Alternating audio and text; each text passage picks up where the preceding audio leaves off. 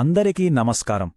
ఈరోజు మనం ఒక అద్భుతమైన మనసుని హత్తుకునే కథా విశ్లేషణను చూడబోతున్నాం.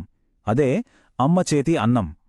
ఇది వినడానికి కేవలం ఒక సాధారణ కథలా అనిపించవచ్చు, కాని నమ్మండి, ఇది ప్రతి ఒక్కరి హృదయాలను కదిలించే ఒక భావోద్వేగ ప్రయాణం. కుటుంబమంటే ఏమిటి, అందులోనూ అమ్మ ప్రేమ ఎంత నిస్వార్థమైనది అనేది ఈ విశ్లేషణలో మనం లోతుగా చూడబోతున్నాం. సో ఇక అస్సలు ఆలస్యం చెయ్యకుండా డైరెక్ట్గా ఈ కథలోకి వెళ్ళిపోదాం.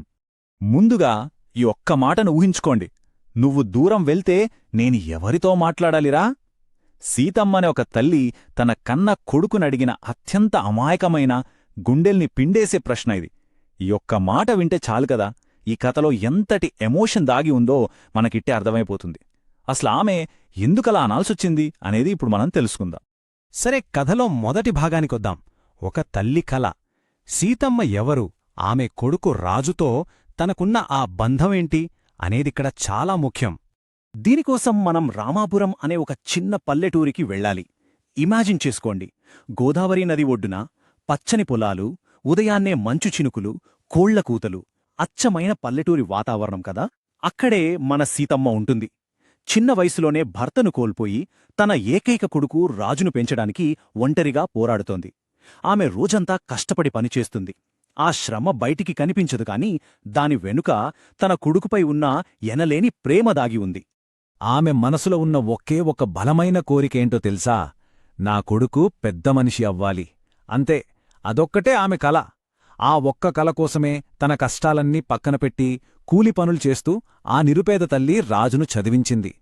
అయితే రాజు కూడా తల్లి కష్టాన్ని అర్థం చేసుకుని చదువులో ఎప్పుడూ ముందుండేవాడు. నిజంగా చెప్పాలంటే ఆ ఊరు మొత్తానికి అతనొక గర్వకారణంగా ఎదిగాడు. ఇకిక్కడ్నుంచి కథ రెండవ భాగంలోకి మారుతుంది. దూరమైన నగర జీవితం. రాజు తననుకున్నట్టే గొప్ప విజయం సాధించాడు. కాని ఆ సక్సెస్ వాళ్ల జీవితాల్లో ఎలాంటి పరిణామాలు తీసుకొచ్చిందో ఇప్పుడు చూద్దాం. రాజు ప్రయాణాన్ని ఒక్కసారి గమనించండి. రామాపురంలో మొదలైన ఆ బాల్యం, ఆ తర్వాత హైదరాబాదులో ఉద్యోగం సాధించడం. ఇక్కడే అసలు కథ మొదలైంది. ఊరు విడిచి వెళ్లేటప్పుడు రాజు ఏమన్నాడంటే, 2 సంవత్సరాలు కష్టపడి ఇల్లు కొని నిన్ను తీసుకెళ్తా అమ్మా అని మాటిచ్చాడు. కాని ఏమైంది? మెల్లగా సిటీ లైఫ్, కొత్త స్నేహితులు, ఆఫీస్ పనుల్లో పూర్తిగా మునిగిపోయాడు. ఒకప్పుడు రోజూ చేసే ఫోన్ కాల్స్ కాస్త తగ్గిపోయాయి. కనీసం పండుగలకు కూడా ఊరికి రావడం మానేశాడు. అంటే భౌతికంగానే కాదు, మానసికంగా కూడా తల్లికి అతను ఎంత దూరమయ్యాడో మనమిక్కడ స్పష్టంగా చూడొచ్చు. ఇప్పుడు మనం 3వ భాగం గురించి మాట్లాడుకోవాలి. షరతులు లేని నిశ్శబ్ద త్యాగాలు. నగరంలో రాజు అంత బిజీగా ఉంటే మరి పల్లెటూరిలో ఒంటరిగా ఉన్న సీతమ్మ పరిస్థితేంటి? కన్నకొడుకు ఎప్పుడొస్తాడా అని రోజూ కళ్ళు కాయలు కాసేలా ఎదురుచూసే ఆ తల్లి వేదనను మనం ఖచ్చితంగా అర్థం చేసుకోవాలి. ఇక్కడ మీరొక హృదయ విదారకమైన పోలికను గమనించాలి. ఒకవైపు రాజు కొత్త స్నేహితులు, సిటీ లైఫ్లో బిజీ అయిపోయి అమ్మ ఫోన్ చేస్తే కట్ చేసే పరిస్థితికి వచ్చాడు. కాని మరోవైపు సీతమ్మ చూస్తే తీవ్రమైన జ్వరంతో బాధపడుతోంది. వర్షాకాలంలో నీళ్లు కారుతున్న పాత ఇంటి పైకప్పు కింద బిక్కుబిక్కుమంటూ బతుకుతోంది. కాని అస్సలు నమ్మలేని విషయమేంటంటే, అంత కష్టంలో కూడా తన దగ్గరున్న ఆ కొద్దిపాటి పైసలు కూడబెట్టి వాడెప్పుడైనా ఊరికి వస్తే వేసుకుంటాడని రాజుకోసం ఒక కొత్త షర్టు కొని దాచింది. తన గురించి తను పట్టించుకోకుండా ఎప్పుడూ కొరుకు గురించే ఆలోచించడమంటే బహుశా ఇదేనేమో. దీన్ని బట్టి మనకు అర్థమయ్యేది ఏంటంటే, ఒక తల్లి తన సొంత బాధ కంటే తన బిడ్డ సంతోషానికే ఎప్పుడూ మొదటి ప్రాధాన్యత ఇస్తుంది. సీతమ్మ జ్వరంతో మంచం పట్టినప్పుడు పక్కింటావిడ రాజుకి చెప్పమంటావా అని అడిగితే, వద్దురా, వాడికి పనుంటుంది, నేను బాగానే ఉన్నా అని చెప్పింది. తన కొడుకు పనికి ఎక్కడ ఇబ్బంది కలుగుతుందో అని తన జ్వరాన్ని కూడా నవ్వుతూ దాచిపెట్టింది. ఎంత గొప్ప త్యాగం కదా! ఇప్పుడు కథలో 4వ భాగం, బాధాకరమైన గ్రహింపు.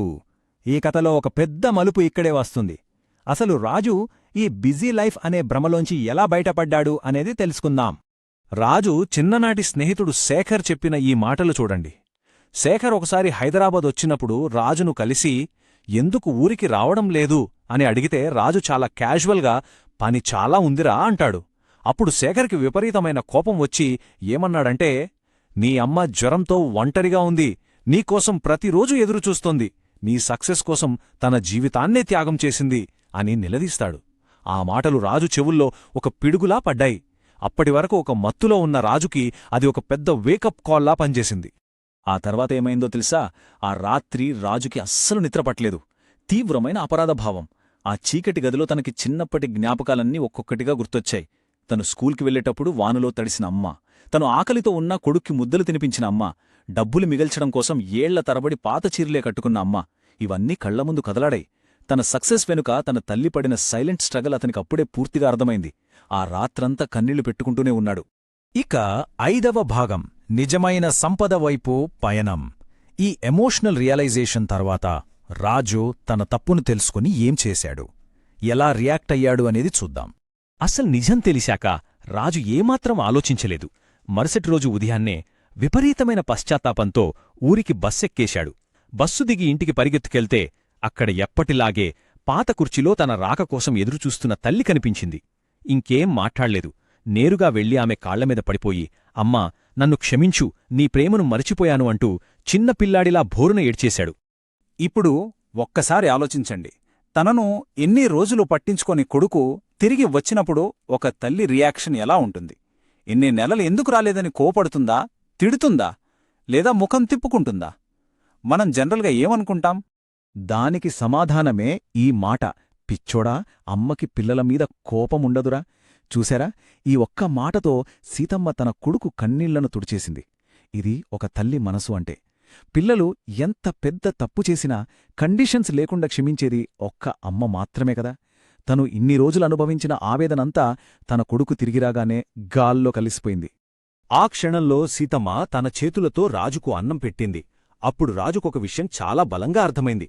సిటీలో ఎన్ని ఖరీదైన రెస్టారెంట్లలో తిన్నా సరే ఈ అమ్మ చేతి ముద్దరుచికి ఏదీ సాటి రాదు అని. ఆ అన్నం తింటూనే అతను ఎమోషనల్ అయిపోయాడు.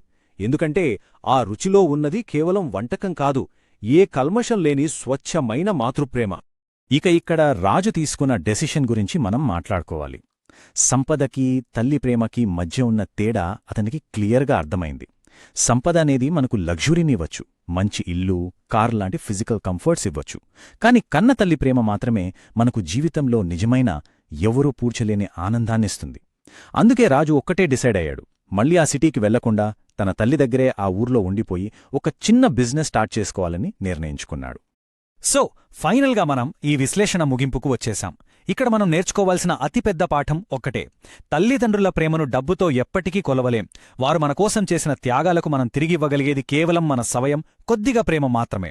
అందుకే ఒక చిన్న రిక్వెస్ట్: వాళ్లు మనతో ఉన్నప్పుడే ఆ విలువను గుర్తిద్దాం.